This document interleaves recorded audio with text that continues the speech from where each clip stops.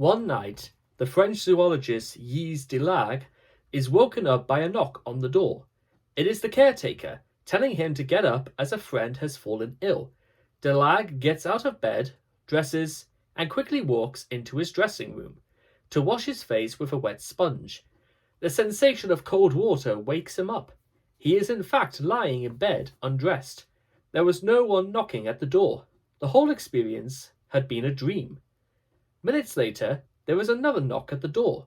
It is the caretaker. Monsieur, aren't you coming then? Good heavens, so it is really true. I thought I had dreamt it. Not at all. Hurry up. They are all waiting for you. Delague gets up, dresses, hurries to the dressing room to wash his face. When his face makes contact with the sponge, he wakes up, undressed, in bed. After a short while, there is another knock, and again the caretaker. Monsieur. The whole sequence, we are told, repeated itself 4 times before Delague finally wakes up in the real world. Delague experienced the unusual but not rare phenomenon of false awakening. He woke up into what he thought was the real world, only to realize that this too was a dream. Waking up again, it turns out that he is in a dream from which he has yet to awake. The number of layers dreamers go through before finally waking up can be quite, and those experiencing false awakenings often find the whole process very disturbing. There are 2 main reasons for this. The first is the horror of being stuck in a cycle of the eternal return of the same, a kind of internal Groundhog Day, in which events are replayed ad infinitum. The second is the suspension false awakenings can give us concerning the reality of true awakenings. Awakening from one dream into another one level further down, felt completely real and convincing. So how do we know that the awakening we experienced this morning just before getting out of bed was a real awakening? How do you know that you didn't just wake up into another dream, one that contains all the experiences you are presently having, and that in a short while you will wake again, either into the waking world or into yet another dream? Contemplating the possibility that you are dreaming right now is certainly very perplexing. You might think that it is also exceedingly unlikely, something in the same ballpark as hitting the jackpot in a lottery or suddenly dropping dead.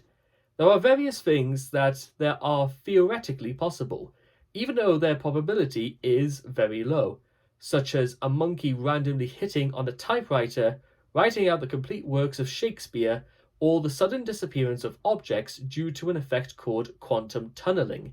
If you don't know what this book might suddenly disappear from your hands due to some bizarre quantum effect, why worry that you might be dreaming right now? The reason why you should worry is that the chances of you dreaming at this very moment are far, far greater. Let's do a quick calculation. We optimistically assume that you get 8 hours of sleep a night, which leaves 16 hours during which you are awake. Sleep researchers have found out that there is a strong correlation between dreaming and being in so-called REM, rapid eye movement sleep. REM sleep is categorized by rapid movement of the eyeballs. The brain is highly active. Its electric activity resembles that of a waking brain, but the sleeper is more difficult to wake than during slow wave or non-REM sleep. We know that the bit between 20 and 25% of our sleep is REM sleep.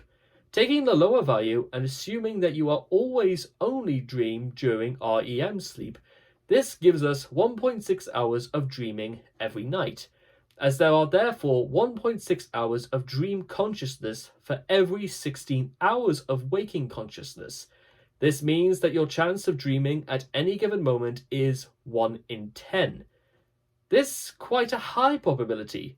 For comparison, the chance of winning the jackpot of a typical lottery is about 1 in 14 millions. This means that if you bought a ticket every week, you would have 1 in average every 25,000 years. The chance of the author of this book dying in an accident within the next year is somewhat less than 1 in 2,500. So therefore, is a significant chance of you dreaming right now. But does it matter? To be sure, we can't exclude the possibility that this is all a dream, but as long as it continues, it will not make the slightest difference to how we lead our lives. Even if the £5 note in my pocket is just dream money and the strawberry cake I buy with it is only a dream cake, I can still have the sensation of eating the strawberry cake as a result. And what more can I want? Even if I am dreaming right now, I will still be able to plan my life. Cause will follow effect, and actions will have consequences. Of course, these consequences will just be dream consequences. But given that we assumed earlier that I would not be able to tell from the inside whether I am dreaming or not, why should I worry about this? The world of experiences is still the same, and this is all that counts, after all.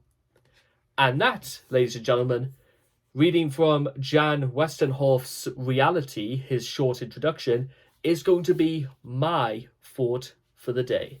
Let it be your thoughts, ladies and gentlemen, whether awake or asleep, in REM sleep, or utilizing dream consciousness. It is the here and the now that I speak before you. Thank you.